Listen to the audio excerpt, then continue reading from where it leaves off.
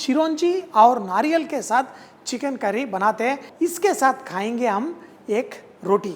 ये बचा हुआ चावल अपना फ्रिज में रख दीजिए, इसे पीस के एक करी पत्ता के साथ मस्त मस्त रोटी बनाएंगे। ये दोनों साथ में भी खा सकते हैं, बहुत मज़ा आएगा। This is left over rice from the refrigerator.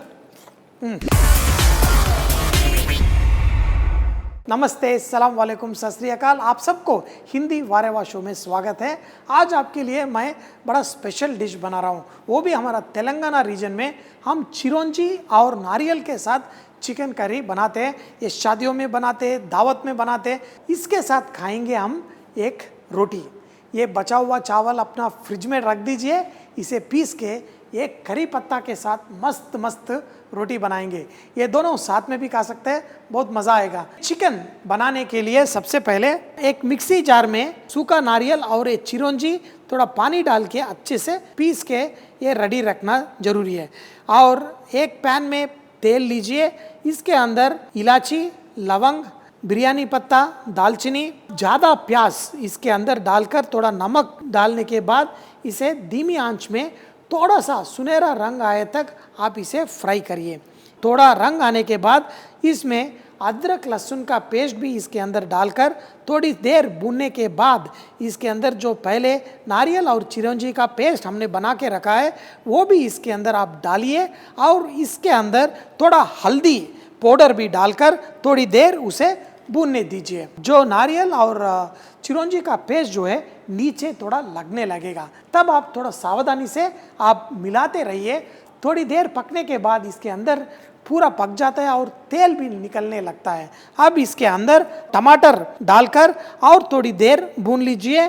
छोटे पीसेस किया हुआ ये चिकन पीसेस भी इसके अंदर डालकर अच्छे से मिला दीजिए। अब इसके अंदर लाल मिर्ची पाउडर, धनिया पाउडर, जीरा पाउडर और इसके अंदर पानी डालकर उसके अंदर हरी मिर्च और थोड़ा पुदीना भी डालकर तब तक चिकन टेंडर पके ना तब तक आप धीमी आंच में पकाइए। और ग्रेवी भी इसके अंदर थोड़ा गाढ़ा होता है। चिकन ग्रेवी रेडी होने के बाद इसके ऊपर हरा धनिया डालिए और इसके साथ परोसने के लिए आज आपके लिए एक अच्छा सा रोटी मैं बताने वाला हूँ, वो है करी पत्ता का रोटी।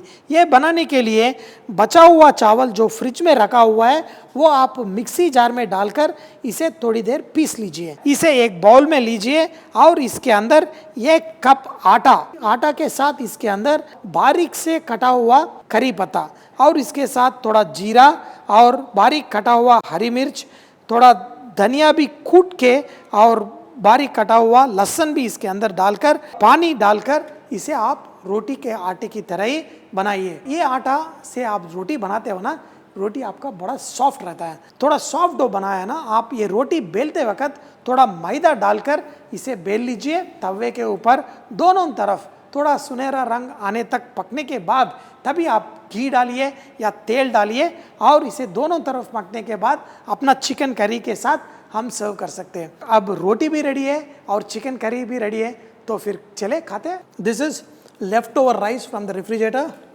and I'm going all crazy about it.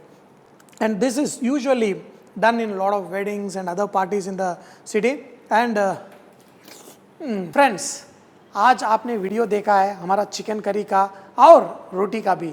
आप मेरे लिए एक फेवर करिए, ये वीडियो जो है आप तुरंत फेसबुक में शेयर करिए या व्हाट्सएप में शेयर करिए या सोशल मीडिया में, जिस तरह ईमेल में किस में भी शेयर करना है प्लीज़ शेयर करिए, ताकि पूरा मेरा एक ही मकसद है, पूरा स्वच्छ भारत में हर कोई स्वादिष्ट भोजन खाना चाहिए। जरूर करिए। फिर कल नया रेसिपी के साथ मिलूंगा, तब तक सी यू, बाय बाय, खुदाफिज।